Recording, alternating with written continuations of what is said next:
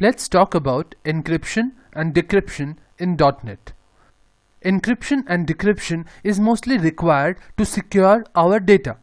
In .NET, to encrypt and decrypt data, you must use a key with an encryption algorithm that performs transformation of the data, so the data will get secured.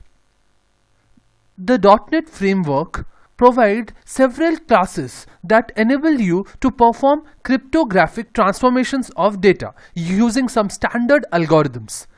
For example, system.security.cryptography. Let's discuss how to create and manage keys and how to encrypt and decrypt using a key.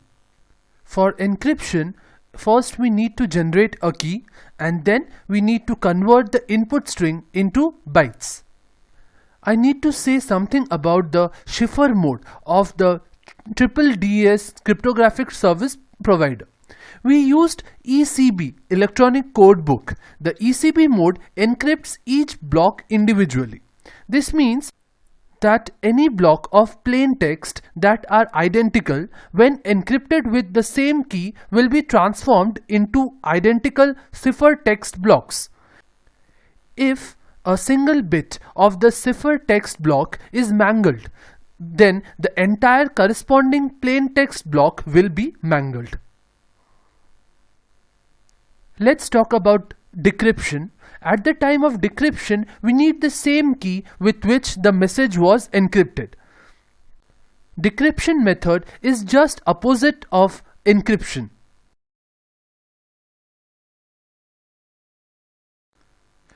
I talked about the cipher mode ECB in encryption section. Now let's talk about padding mode PKCS7. Padding comes when a message data block is shorter than the full number of bytes needed for cryptographic operation. This kind of encryption is called symmetric encryption, which means that the string can only be decrypted if the other party has the same correct key. There is a symmetric type of encryption as well, where the server have both public and private keys.